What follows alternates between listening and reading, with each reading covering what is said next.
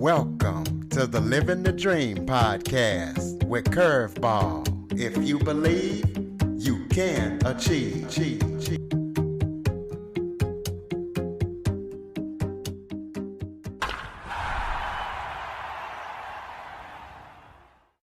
Welcome to the Living the Dream with Curveball podcast, a show where I interview guests that teach, motivate, and inspire. Today, I am joined by author and podcast host, Shannon Lawrence.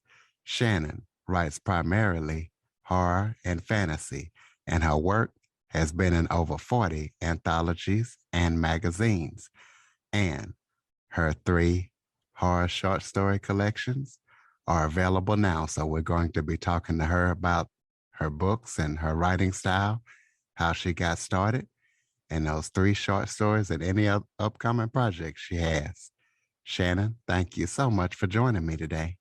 Thank you for having me on, Curtis. Why don't you start off by telling everybody a little bit about yourself? Okay. Lately it's been all school for the last year. I just graduated with my bachelor's in business management. But I am back into the writing stuff and going at the podcast hard, which is really the only thing I did other than school the last year, because it's fun and it me occupied elsewhere.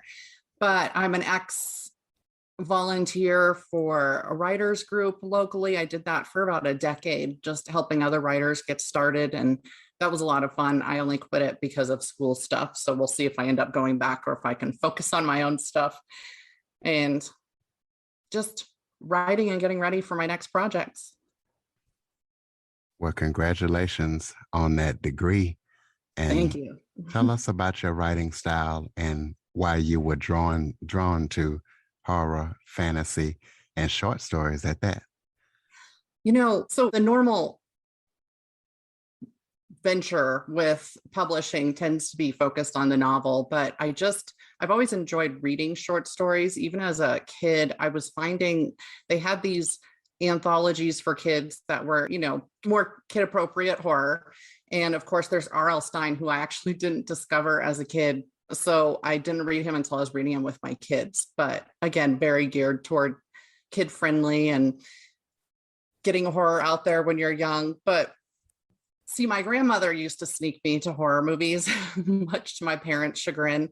So she took me to see The Cat People in the 80s and Jaws, and her house was the first place I watched Silver Bullet and just all of that. And so I always loved horror and ghost stories. And I grew up part-time on the East Coast in Maryland. And there's tons of ghost stories. It's a big thing because history goes back a significant chunk over on the East Coast, more so where I am in Colorado now, just because there were people settling there first. But I just always enjoyed reading those stories and getting that little thrill and that little scare, because at the end, everything's fine. It's not real. You're safe, but it gives you a way to look at the world and see that there's a way out of things most of the time, and that things could be way worse is another thing that it shows. So I was just drawn to it and started writing short stories to it. And I just enjoy the short form so much, both to read because you can finish a story, get a whole arc and this whole character in a short sitting, right? Instead of it taking a week or a couple of days or however long it takes anybody to read a novel. And writing it also is quicker, and therefore you get to have the thrill of living in that moment that's in that story for that short time and be completely into the story instead of having to put it down multiple times in between readings. So it just kind of ended up being naturally where my love went with it. And even though ultimately I'll probably write novels and get into that, I'll never leave the short form behind. Well, I know that you are also a fan of true crime, and so am I. I check out a lot of investigation discovery. Tell us why you are a fan of true crime and what's your favorite shows or maybe books. Okay. Yeah, I kind of had a background. By the time I moved to Colorado, I had 2 kidnapping events attempts on me. And also, as a very young child, I think I was about 3, I was in the car when now a known serial killer came after my mom. So I kind of have this background in true crime. And again, it's something where psychologically, this works for the horror too. I'm very interested in what makes people do the things that they do. And I watched that true crime and I absorbed these things, and I still couldn't tell you. I mean, to the point that people have been profiled, sure, but it's so hard to understand how a person's brain can work and make them do such awful things, no matter their backgrounds, because there are people with the same backgrounds when that excuse is used, that they were abused or they went through this or that. I mean, I write horror because of it. I'm not because of a bad background. I'm not out there killing people. So it started out with me looking into things when this guy tried to get me into his car in Maryland and reading true crime. And then I read John Douglas's, I believe that's his name, books. The first one would be Mindhunter, which they made the TV show on, I believe it was Netflix, based off his experiences. And it was really, if we're honest, I know an FBI profiler who went into the class under John Douglas, and his was the first class of profilers that went through. And so if we're being honest, Mindhunter is really a mishmash of stories that occurred to the group, not so much John Douglas as it turns out, but just watching these things, trying to understand people. And sometimes it gives me story ideas too. So there's that. But I really enjoy, in terms of true crime, I've gotten into some podcasts lately. And one of those is The Murder Squad. And I was drawn to it in the first place because one of the men on this podcast, Paul Holes is his name, he was instrumental in capturing the Golden State Killer. So that was huge. And he did that through genetic testing, basically tracing family members is how it got to it. But it's him co-hosting it with a journalist. And so they're very involved and they have these 2 different backgrounds of expertise. It's a really interesting podcast to listen to if you like true crime. And then let's see, I don't know, I've been eating up true crime documentaries. Netflix and Hulu basically are competing with each other, I think, to have as many on there as possible. So there's always something new. And the most recent one I watched, I think, was on Netflix. And now I can't remember the guy's name, but it's something like The Faces of Bobby something. And it's a man who committed crimes. And then when it came time for the court cases, after he was caught, he ended up being diagnosed with multiple personality disorder. So that's a really interesting documentary if people can find it. It's brand new, so it pops up recommended. And then the first podcast, True Crime, I came to was My Favorite Murder, which is just, it's 2 women who love to talk about true crime. And that's how it was actually their podcast that inspired me to start my own true crime podcast. So it was a happy find. I was like, if they can do this, I can do this. Absolutely. Well, for the people out there who are looking to write short stories, give some tips on submitting short stories. What should people know about that? Oh, absolutely. So submitting short stories, I recommend there's 2 places that people can go that they can find some really good markets. And so that's magazines or publishers looking to put together an anthology. And that is Submission Grinder. And that's not the URL, but if you just, Google Submission Grinder, you'll find it, no problem. It'll be the first thing that pops up. And something called Duotrope, Duotrope. And you can put in certain parameters on those websites and say, well, one of them will be word count. For example, you'll choose that you're looking for publishers who take short stories versus, say, novels or flash fiction, which is super short. And then how much you want to be paid, that sort of thing. So you enter your parameters and it'll pull up a list of markets that are looking for short stories that meet your parameters. And so Duotrope is paid, Submission Grinder is free. I do use Duotrope right now because Submission Grinder was in beta when I started doing anything. So I don't know if it still is or not, but it still worked perfectly fine. And That's an excellent way to find places where you can submit your work, as well as there's always Facebook groups for whatever your genre might be. It doesn't have to be horror, but there are horror groups that will post, hey, these people are looking, they're putting out a book and they're looking for writers. So they'll have all that information. And it's really, really helpful because not only do you find markets there, but you can keep track of where you've submitted, which is important because some of them don't take simultaneous submissions, meaning you can't submit to them here, but also submit elsewhere at the same time. So they ask that they be the only ones looking at the story at that time. So you can keep track and not mess anything up or say, accidentally send your story to the same person a second time because they don't like that much.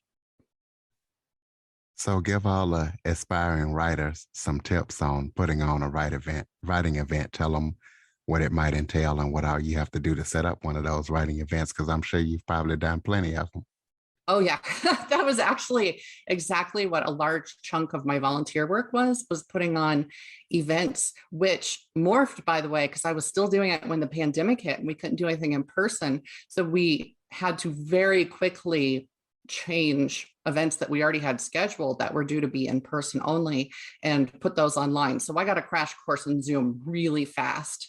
And it turned out to be excellent because then more people than just those who live locally were able to start attending our workshops. But the big thing is, so venue was always the hardest.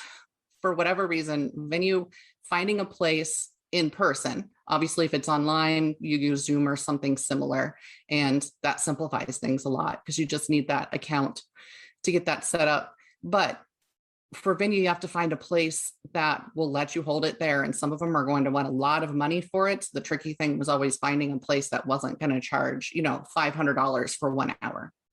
And 2 hours seemed to be the sweet spot, I'll say, unless it was something that we were asking people to pay for. And then we did 4 hours.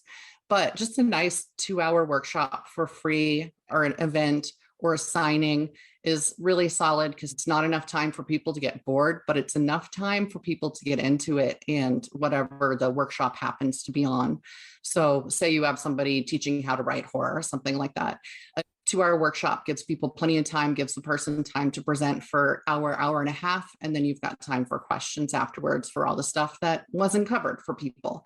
But social media was also really important for that. So putting together that event, approaching the speaker professionally, if you were going to have a speaker, is important. Sending them a nice professional email, inviting them, giving them the information they need to know ahead of time and to make a decision.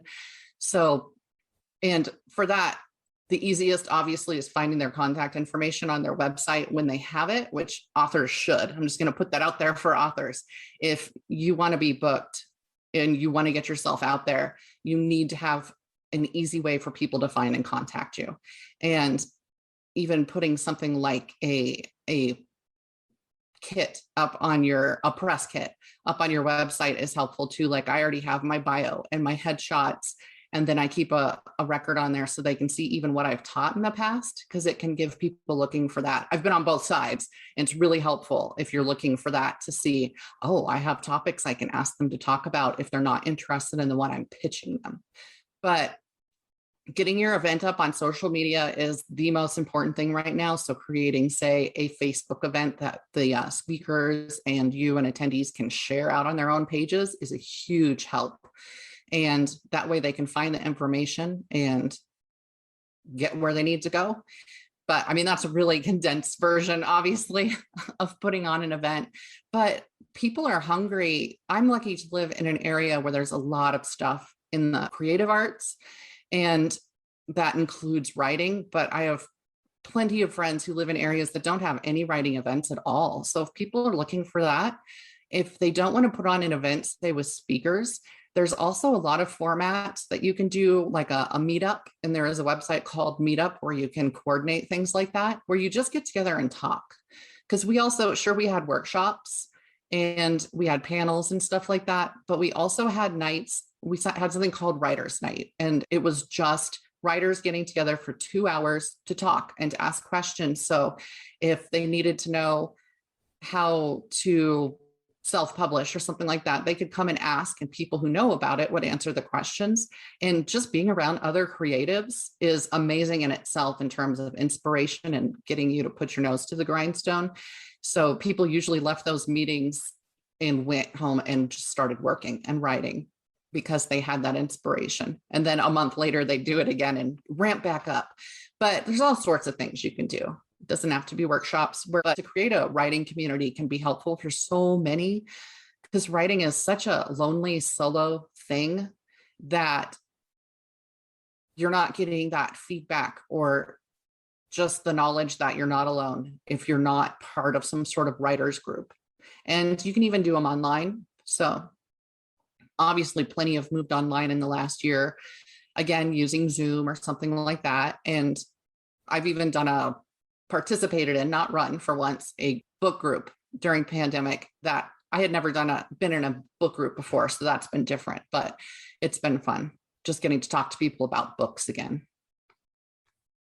Yep, those book clubs are pretty cool. Speaking of books, tell us about the books that you have out. Kind of give us a brief description of each one, what the readers can expect when they read it, and how people go about publishing or purchasing your book. Okay. Yeah. So I started realizing as I got stories published in magazines and anthologies that I could take those stories once I had my rights back, because each publisher has a different contract with you. But often for magazines, you get the rights back on your stories within 3 months to a year at most. And with anthologies, it can be 1 to 2 years before you get your rights back. And I realized that I could be bundling those and having that ownership over them again into collections. So, and then of course, I always add fresh stories that haven't been published anywhere else as well. But chances are that with as many publications in magazines and such as I have, that probably my readers aren't buying every single one of those, but they can get them all at once in a collection. So all 3 of my books out right now are just short story collections. They're horror with a touch of dark fantasy. There's also a touch of comedy, especially in the most recent one. That one was Happy Gula Days. And I put that out last October. And it's basically half a year's holidays, and I will be putting out number 2. So there'll be a Happy Gula Days 1 and 2. And it was the holidays from Thanksgiving to Valentine's Day is how far that one went. So the other one will cover all the rest of the year's holidays. And it was just fun putting together new spins on the holidays, but in a horror version. And again, a couple of them have a little bit of comedy to them, but mostly it's more serious. And I will say, just have it out there and be clear that while not all the stories are, gory bloodfest, nothing like that, I don't write extreme horror. There will be some gore in some of the stories. And then my first one was actually Blue Sludge Blues and Other Abominations. And that one, again, is quite a mix of horror short stories. Same disclaimer as the Happy Gula Days. But Bruised Souls and Other Torments is the one that I did in the middle. And that one has more psychological horror in it than other things. It does, again, have a couple stories that will be more toward having some gore or violence in them, but a lot of them are also not. For example, one of them is focused on a woman who wakes up trapped inside a house and she doesn't know who she is. And it's her working through this while somebody who she never gets to meet or see kind of quietly torments her from outside. So just her waking up, say, and finding differences in things, and her running out of food and stuff like that. So again, it's a very quiet horror compared to other things. So if somebody were looking for more in that vein, then I would recommend that they go with Bruised Souls versus the other 2. And those can be found Amazon. They can be found in ebook at Barnes and Noble. And if they go to my website, thewarriormuse.com, I do have a publications tab, and it has not only my collections, my solo collections, but also places I've been published otherwise, including a couple that are free to read online. So they can sample that. And on my website, they can also sign up for my newsletter, and I send out information ahead of time to the folks that are on that, and just keep them updated with stuff going on, send pictures of just life things that are happening, because I like to hike, that sort of thing. And it doesn't go out more than once a month. That's the maximum. because I don't like harassing people. So spell that second word of your website. Oh, okay. It's the Warrior Muse. So it's TheWarriorMuse,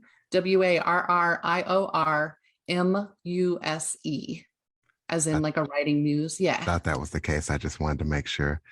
You're also a podcast host. So tell us about your podcast and what it's about. And I'm sure it's probably available wherever you get your podcast from. Tell us about it. Absolutely. Yeah. So the podcast is Mysteries, Monsters, and Mayhem. And we do have a website, mysteriesmonstermayhem.com, that you can access the episodes if you don't follow one of the other places like iHeartRadio and all of that good stuff. But we are available everywhere now, officially, that it's available, as far as I know. That's been tricky. I'm sure you know all about that. Some of them are harder to get on than other ones, but we did get them on there, which is fun. But it primarily focuses on true crime, and it's my co-host. Her name is MB Partlow, and she's also a writer. She writes more like space opera and a fantasy and that sort of thing. She has quite a sense of humor, and that comes out in her writing. And it also comes out in our podcast because I'm a smart aleck and she's in general a humorist. So we have a lot of banter on there. We talk books and movies and TV, so media that we're reading and watching, because to us, the book part needed to have a presence there on the show. So when we have guests, they're frequently, most often, authors, but also, funnily enough, through the writing community, we know a lot of people who are in, for instance, the FBI profiler, people like that, who will ultimately have honest guests. And we do sometimes do a bit of paranormal and even cryptids and creatures and stuff that people have reported for fun, even though that focus is mainly true crime. And part of that is, funnily enough, my partner, she has never been a true crime fan. So she tends to find ones that are fun, like Mayhem. Like she covered recently the Great Molasses spill that happened way back when. And she found one, I couldn't stop laughing most of the podcast because it was so serious, but there was a maple syrup heist that was famous in Canada. And so she does fun stuff like that and turn of the century axe murders and stuff. And then I tend to focus more on serial killers and present crime happening, that sort of thing, kind of the more extreme end versus her stuff. But yeah, we just like to chat and joke around. It was a way for us to kind of talk to people when we weren't anymore, because we were so used to hosting events, that suddenly we didn't have that, and we didn't have that interaction with people anymore. And so we started doing this podcast, not expecting it to really go anywhere, but kind of to keep us busy during the craziness and the isolation. And then we started hearing from people that they appreciated hearing us joking around and just laughing and talking on there. So that's been a nice boost, just knowing that while we were keeping ourselves from being quite so lonely. I mean, I'm in a house with 3 other people. I have 2 teenagers, so it's not like I was here all by myself completely, but it's different to talk to somebody outside your house versus talking to the people you live with all the time. But to know that we were kind of providing a little bit of that for other people too, including people from our community who were used to attending our events, or our friends who are writers. So yeah, it has a bit of a writing focus in it, just in terms of, we're always going to talk about that book we wrote, and we love to have authors on to tell true crime stories, usually from wherever they were born or where they spent most of their lives, so that we can personalize it in that way. So yeah, we've really enjoyed that. Well, let's talk about any current or upcoming projects that you're working on that people need to know about. Okay. So Happy Gula Days 2 will be coming out. My goal right now is that those will be out. That will be out in March, so that I can hit those next relevant holidays. And that'll be a collection of short stories about different holidays. And then I am also working on a craft book for writers, which is the business of short stories. So I don't have a release date on that yet, but I will put that out in my newsletter and website as soon as I know. And it's different slightly because it's going to focus on the actual business aspects, because I've been able to make a niche for myself, including being able to talk at various conventions and being asked to be a guest on workshops and panels and stuff like that. I've presented at Denver Comic-Con, and all of that, again, without being what people used to consider a technical author, which would be somebody who published novels. And so that's been awesome. And I want to pass that on because I get so many of the same questions, because you can find books on writing short stories, which I tend to think is more of a natural thing to figure out your own way of doing it. But there's just nothing out there on the actual submission process and what you do afterwards, because there's technicalities. It's a business, and even marketing it'll cover for short stories, that sort of thing. So I'm excited about that project because it's a lot of what I've done with workshops that I presented to people and everything. And I just want that information out there so people can find it and not have to flail so much trying to find their way. And if they love short stories, I want them to be able to do them and not feel like they're not real writers. Because the biggest shock for me was when I started being treated like a real published author, even though I wasn't doing novels, and being invited to speak and that sort of thing. And really, it was me that was holding back on all that. It wasn't the writing community. They're very welcoming and they consider me one of them. So I want other people to be able to find that on a different path than maybe you see most of the books and such to be about. Well, throw out your full contact information. Throw out the 2 websites you talked about earlier and any social media links so people can stay connected with you. Okay. Yeah. So mysteriesmonstersmayhem.com is the website for that. And we do also have a Facebook page, which can be searched at Mysteries, Monsters, and Mayhem. And we do love it if people send us stories, like their own cryptid stories, their own ghost stories, their own true crime interactions, anything like that. And they can send that to mysteriesmonstersmayhem@gmail.com. Notice that the website and the email, there's no and, even though technically that's in the name. And just send us that, or go to our website, and there's actually just a super easy form that you can fill out, and it'll send us the story, and then we'll read them on the podcast at the beginning. And then we also have an Instagram for that. So you can search Mysteries, Monsters, and Mayhem. And that's where we post pictures about the topics we've talked about. So let me see, the new episodes go up each Wednesday, by the way. So it's every week on Wednesdays. But yeah, I put pictures.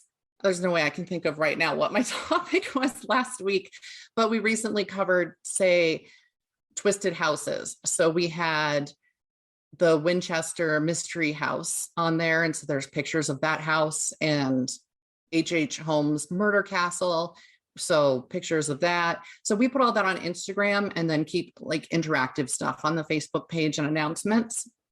And then for me, my website is thewarriormuse.com. And you can find publications, appearances, all of that. I'm always busy in October, which makes sense, right? Because I'm a horror author. So I've got some stuff up right now. And then after October, nothing until January, really. But that is on there. And again, any books that are still available and magazines, I'll have on there, and have links to purchase those or to go read the free stuff. And I'll put on there if it's free. And I think there's 2 of those up right now. Once it's out of publication, out of print, then I take it off of the website. And I am on Facebook. You can find me at The Warrior Muse, or by plugging in Shannon Lawrence author, and it should get you to me. And then I'm on Twitter at The Warrior Muse, and also Pinterest, I am on Pinterest, but I'm not that active. Instagram, and all those good things. So I'm everywhere, and I keep it under either my author name or The Warrior Muse. So typically you can find me just by plugging in The Warrior Muse. And I think that covered it. You got any final thoughts before we close it out?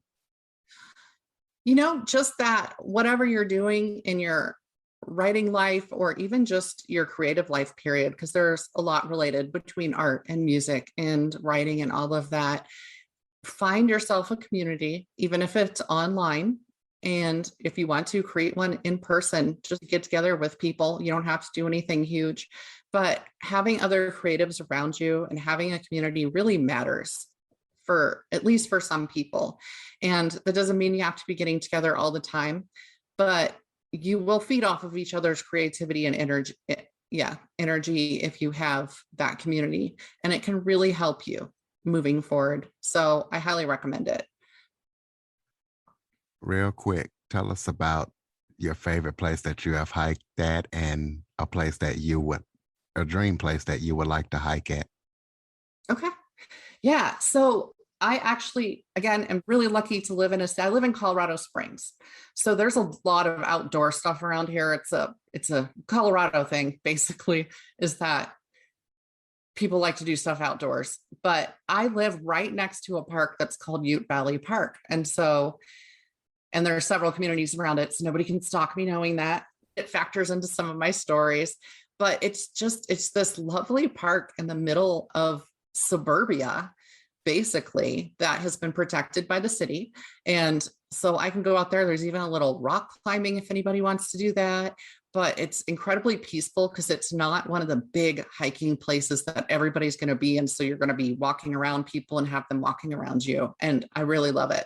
And yeah, I think it's in at least 2 of my published stories, a mention of it. But dream hikes, honestly,